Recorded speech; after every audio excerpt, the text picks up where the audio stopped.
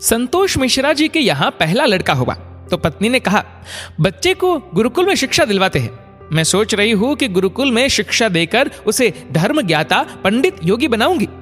संतोष जी ने पत्नी से कहा, पांडित्य पूर्ण योगी बनाकर इसे भूखा मारना है क्या? मैं इसे बड़ा अफसर बनाऊंगा ताकि दुनिया में एक कामयाब वाला इंसान बने।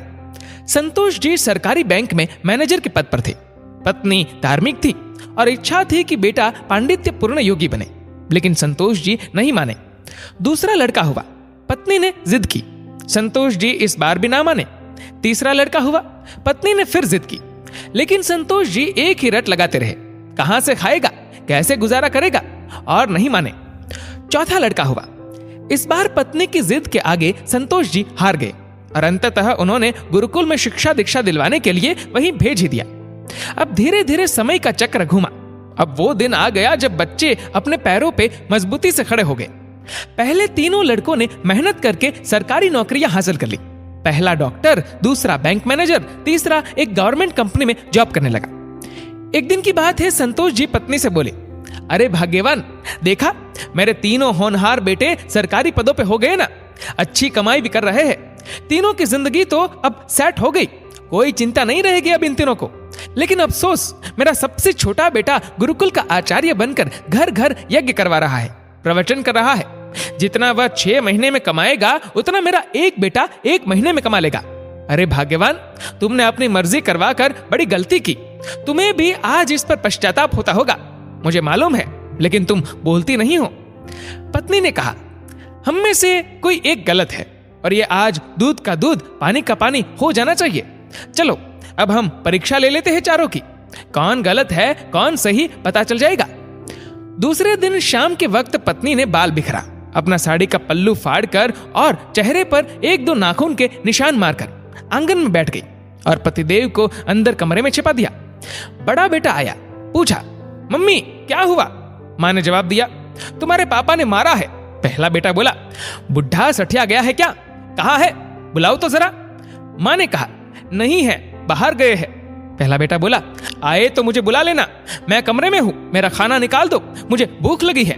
ये कहकर कमरे में चला गया। दूसरा बेटा आया, पूछा तो मां ने वही जवाब दिया। दूसरे बेटे ने कहा, क्या पगला गए हैं इस बुढ़ापे में? उनसे कहना चुपचाप अपनी बची खुशी गुजार ले। आए तो मुझे बुला लेना और मैं खाना खाकर आया हूं, सोना है मुझे। अगर आए तो मुझे अभी मत जगाना, सुबह खबर लेता हूं उनकी। ये कहकर वो भी अपने कमरे में चला गया। तीसरा बेटा आया, पूछा तो आग बबूला हो गया। इस बुढ़ापे में अपनी औलादों के हाथ से जूते खाने वाले काम कर रहे हैं, इसने तो मर्यादा की सारी हदें पार कर दी। ये कर वह भी अपने कमरे में चला गया। संतोष जी अंदर बैठे बैठे सारी बातें सुन रहे थे। ऐसा लग रहा था कि जैसे उनके पैरों के नीचे से जमीन खिसक गई हो और उसके आंसू नहीं रुक रहे थे। किस तरह इन बच्चों के लिए दिन रात मेहनत करके पाला पोसा, उनको बड़ा आदमी बनाया, जिसकी तमाम गलतियों को मैंने नजरअंदाज करके आगे बढ़ाया, और ये ऐसा बर्ताव अब तो बर्दाश्त नहीं हो रहा। इतने में चौथा बेटा घर में ओम ओम ओम करते हुए अंदर आया। मां को इस हाल में देखा तो भागते हुए आया, पूछा तो मां ने अब गंदे गंदे शब्दों में अपने पति को बुरा भला कहा। तो चौथे बेटे ने मां का हाथ पकड़कर समझाया कि मां, आप पिताजी की प्राण हो, वो आपके बिना अधूरे हैं। अगर पिताजी ने आपको कुछ कह दिया तो क्या हुआ?